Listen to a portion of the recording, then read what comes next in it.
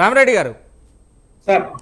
రామరెడ్డి గారు ఈరోజే చూసినాం. అంటే నిన్న నిన్న ఏదైతే మంత్రివర్గకు సంబంధించి తీసుకున్న నిర్ణయం ఏదైతే 42% బీసీ రిజర్వేషన్ కోసం ఖచ్చితంగా చలో ఢిల్లీ కార్యక్రమానికి మొదలుపెట్టారో, శ్రీకారం చుట్టారు. 4, 5, 6 తారీఖులలో ఖచ్చితంగా ఈ 3 రోజులు ఎమ్మెల్యేలు, ఎమ్మెల్సీలు, మంత్రులతో పాటు సీఎం రేవంత్ రెడ్డితో పాటు చాలా వరకు కూడా నాయకులు అందరూ వస్తారు, దీనికి మద్దతు తెలపాలి ఖచ్చితంగా అంటూ కూడా చెప్తున్నారు. కానీ ఇక్కడ చూస్తే మాత్రం 42% బీసీకి సానుకూలత లేదు. ఒకవేళ ఇస్తే కనుక పార్టీకి సంబంధించి మాత్రమే ఇవ్వాలి తప్ప దీనికి ఆల్టర్నేట్ కాదు, ఈ రకంగా మాత్రం ఇవ్వలేరు, ఇది చట్టబద్ధత కాదు అనే నేపథ్యం వస్తుంది. కానీ ఖచ్చితంగా తెస్తాం, చూస్తారు, ఖచ్చితంగా మేము అవసరమైతే కొట్లాడతాం, అక్కడ ధర్నాలు చేస్తాం, మేము గవర్నర్తో పాటు అందరిని కూడా కలుస్తున్నాం, అదేవిధంగా రాష్ట్రపతిని కూడా కలుస్తున్నాం అని చెప్తున్నారు. కానీ ఎంతవరకు కరెక్ట్ అవుతుంది? ఒక దిక్కేమో బీసీల నుంచి వెళ్ళి ముస్లిం తర్వాత వ్యక్తులను తీసేయాలని బండి సంజయ్ గారు చెప్తున్నారు, ఖచ్చితంగా మేము అట్లా తీసేస్తేనే హామీ ఇస్తామని చెప్తున్నారు. ఈ నినాదం ఎక్కడి వరకు పోతుంది? అసలు ఏంటి పరిస్థితి? బీసీల లొల్లేంది? అసలు బీసీలకు న్యాయం జరుగుతుందా జరగదా? ఇలాంటి తత్వంలోనే 3 పార్టీలకు సంబంధించి కుమ్లాట్లో బీసీలను అణగదొక్కుతారా అనేది మాత్రం చర్చ వేస్తాం. ఇప్పుడు ఈ ఆ బిల్లు కేంద్రానికి పంపిన కాంచి, ముఖ్యంగా గవర్నర్ పంపిన కాంచి టీవీ ఛానల్లో చాలా చర్చ జరిగింది. నేను ఎన్నో సందర్భాల్లో కాంగ్రెస్ వాళ్ళని అడిగాను, ఇంకెవ్వరికైనా నాలెడ్జ్ తెలుసా, మీకేమైనా తెలుసా, అసలు ఏం జరుగుతుంది, అసలు కులగణన ఎలా జరుగుతుంది, కులగణన సర్వేనా, ఇది కరెక్ట్ ఉందా రాంగా అని అడిగితే ఆన్సర్లే రాలేదు. నేను మిమ్మల్ని కూడా ఇప్పుడు ఏంటంటే ప్రజలకు కన్ఫ్యూజన్ ఉంది. అసలు ఈ కులగణనలో క్రైస్తవులు ఎంత, క్రైస్తవ బీసీలు ఎంత, లెక్క గుండుచున్నా. ఈ రాష్ట్రంలో క్రైస్తవులు లేదా, ఉన్నారు, వేలాది చర్చలు ఉన్నాయి, మరి జనాభా ఎంత, ఆ లెక్కలు రాలే. అంటే ఇది తప్పుడు తరగ కదా. వీళ్ళ కులగణన అని ఒక టీవీ ఛానల్ స్క్రోలింగ్ ఇస్తాడు, కుల సర్వే మార్క ప్రజెంటేషన్ పవర్ పాయింట్ ప్రజెంటేషన్ వీళ్ళు చెప్తారు. ఆయన కుల సర్వే అంటాడు, కుల గణన అంటాడు. సర్వే అంటే ఎన్నికల ముందు కూడా సర్వే చేస్తారు, కొంతమందిని అడిగి పర్సంటేజ్ కొంత తీసి వీళ్ళు గెలుస్తారు. అలాంటి దాంతో అది కరెక్ట్ అవుతుందా, కోర్టు ముందు నిలుస్తుందా, నిలబదు. Point number 1. పాయింట్ నెంబర్ 2, స్పష్టంగా మొదలై చెప్పిన మార్చలే మా బీసీ నాయకులు చెప్పారు, ఆర్ కృష్ణ గారు చెప్పారు. ఏంటంటే స్థానిక సంస్థల్లో రిజర్వేషన్లు ఇవ్వడము, పెంపడము, తగ్గించడం, మార్చడం పూర్తిగా రాష్ట్ర ప్రభుత్వం చేతిలో ఉంది. అది ఉన్నగా కూడా కేంద్రాన్ని పంపినందుకు డ్రామాల కోసం. తర్వాత అనంగా దగ్గరికి వచ్చినాక, టైం దగ్గరికి వచ్చినాక ఆర్డినెన్స్ గవర్నర్ పడతారు. మరి అదే మార్చిలో పంపింటే అయిపోయేదిగా, ఈ పాటికి పంపలేదు. ఈ డ్రామాలు ఎవరి కోసం చేస్తున్నారు? ఇంకో విషయం, ఇప్పటికైనా ఆ 42%లో ముస్లింల పర్సెంటేజ్ ఎంత, బీసీల పర్సెంటేజ్ ఎంత పబ్లిక్ గా చెప్పిరా? ఏ కాంగ్రెస్ నాయకుడు కానీ, ఏ పార్టీ నాయకుడు కానీ, ఏ విశ్లేషకుడు కానీ. ముస్లిం ఇప్పుడు రిజర్వేషన్ అనేది ఎందుకు ఇచ్చారంటే బేసిక్ దాని కూడా వస్తుంది.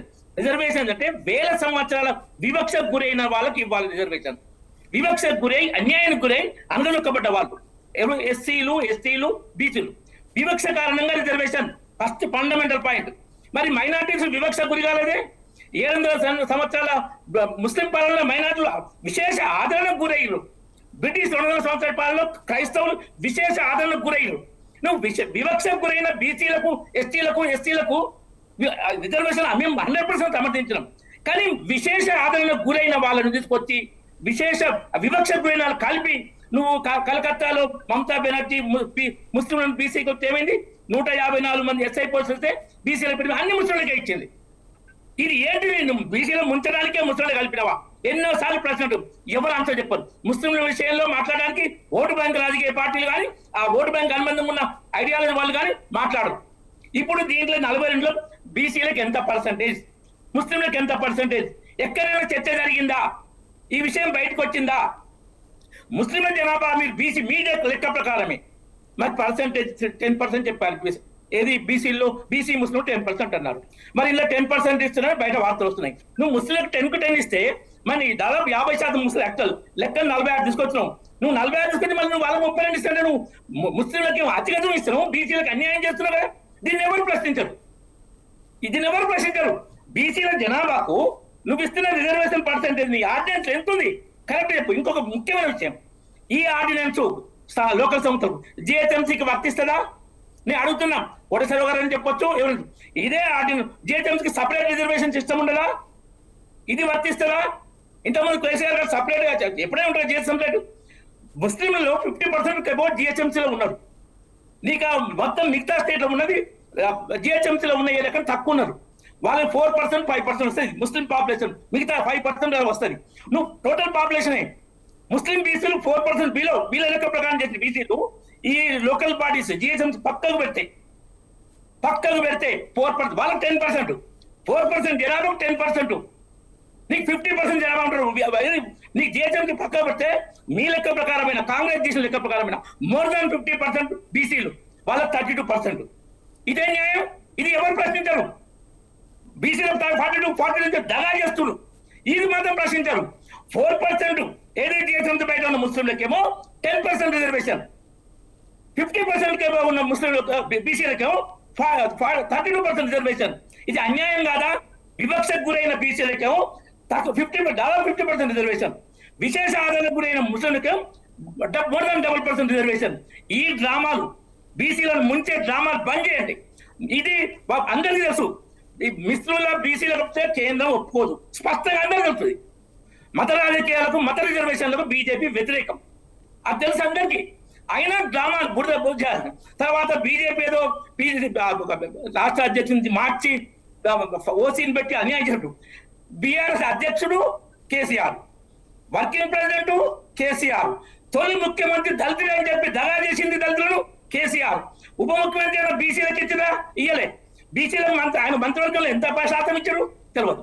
మేము మోర్ దాన్ 30, ఇప్పుడు కేంద్రంలో బీసీలు మోర్ దాన్ 30% మంత్రులు, మోర్ దాన్ 30%.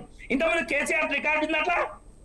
రాష్ట్ర ప్రధానమంత్రి మేము బీసీలు, ఆయన ప్రధానమంత్రి బీసీ ఉండగా ఉపరాష్ట్రపతిని బీసీ చేయాలని రేవంత్ రెడ్డి. ఆయన ఇప్పుడు 50 ఏళ్ళు కేంద్రాన్ని పాలించి, దేశాన్ని 50 ఏళ్ళు తెలుగు రాష్ట్రాన్ని పాలించి ఒక్క బీసీని సీఎం గాని పిఎం గాని దగా చేసిన పార్టీ కాంగ్రెస్. మండల్ కమిషన్ తెచ్చింది జన్సన్ తో భాగస్వామ్య Janata party. Mandal commission implement చేసింది బీజేపీ మద్దతుతో ఏర్పడ్డ వీపీ సింగ్ గవర్నమెంట్. కాబట్టి బీసీలకు న్యాయం 11 ఏళ్ళుగా బీసీ ప్రధానమంత్రి బీజేపీ నుంచి ఉన్నాడు. బీసీలకు న్యాయం చేసింది బీజేపీ. అన్ని వర్గాలకు సబ్కా సాత్ సబ్కా వికాస్ బీజేపీ విధానం. కేసీఆర్ కుటుంబం కాకుండా బయట ఉన్న ముఖ్యమంత్రి అయితే డిక్లేర్ చేయమని ఉండాలను. బీసీ ఎప్పుడేముంటే కాంగ్రెస్ డిక్లేర్ చేయండి బీసీ ప్రధానమంత్రి అభ్యర్థిని. డ్రామాలు ఎవరు చేస్తున్నారు? ఎవరిని మసమూసి మారానికి చేసి బదనాం చేయడానికి కుట్ర చేస్తున్నారు. మా దాంట్లో ఛాయ్ అమ్ముకుంటాడు కూడా ప్రధానమంత్రి అవుతాడు. ఎవరికైనా అవకాశం ఉంది. అట్లా ఉందా? బీఆర్ఎస్ లో ఉందా? ఇప్పుడు నరేంద్ర నుంచి ఈటల రాజేందర్ వరకు ఏ తప్పు చిన్నది ఉన్నది బహిష్కరించారు, బయటికి పోగొట్టారు. కవిత బీఆర్ఎస్ లో దయ్యాలు ఉన్నాయన్నది ఏం యాక్షన్ తీసుకున్నారు? అంటే మిగతా వాళ్ళకి ఒక రూలు, వాళ్ళ కుటుంబానికి ఒక రూలు. కుటుంబ పార్టీ కదా, అంటే కుటుంబం కోసం పనిచేసే పార్టీ బీసీలకు న్యాయం ఎట్లా చేస్తుంది? అది సోనియా కుటుంబ పార్టీ, ఇది కల్వకుంట్ల కుటుంబ పార్టీ. వీళ్ళు బీసీలకు న్యాయం చేస్తారా? బీజేపీని బదనాం చేద్దామని చూస్తారా? ఈ డ్రామాలు నడవై ప్రజలు తెలియజొక్కలు కాదు. తమిళనాడు రిజర్వేషన్, తమిళనాడు బీసీలో కూడా అనగా అంటే ఎంబీసీ కేటగరైజ్ చేసి సీరియస్ ఎక్సైజ్ చేసి ఎంతో ఎక్సైజ్ చేసి ఆ cost wise sub caste wise చేసిరు. దాంట్లో అది నిలబడుతుంది. నీ డెడికేషన్ కమిషన్ కోటాస్ పెడితే 15 రోజులు టైం ఇవ్వాలి డెడికేషన్ కమిషన్. ఫిబ్రవరి 27 పెట్టి మార్చి 8 రిపోర్టా? ఇది నిలబడతా కోర్టు ముందు? ఈ డ్రామాలు ఏంది? ఇలాంటి డ్రామాలు బంద్ చేయాలి. నిబద్ధతలో అన్ని వర్గాలకు, ముఖ్యంగా అణగారి వర్గాల కోసం పనిచేసేది బీజేపీ. మిగతా కుటుంబ పార్టీలు డ్రామాలు చేస్తాయి. ఎంఐఎం రజాకారులకు బానిస అంటాయి. కాంగ్రెస్ గవర్నమెంట్ ఎంఐఎంతో పెట్టడం, కేసీఆర్ గవర్నమెంట్ ఎంఐఎంతో పెట్టడం. అక్బరుద్దీన్ ఓవైసీ అన్నాడు బాహాటంగా, ఎవరు ముఖ్యమంత్రి అయినా కిరణ్ కుమార్ రెడ్డి కానీ కేసీఆర్ ఎవరైనా జుక్నా హై హమ్కు జుక్నా అన్నాడు. దాన్ని ఖండించరు ఎవరు. అలాంటి పార్టీలు బీసీలు న్యాయం చేస్తాయా? ఇది బీజేపీ అభిప్రాయం.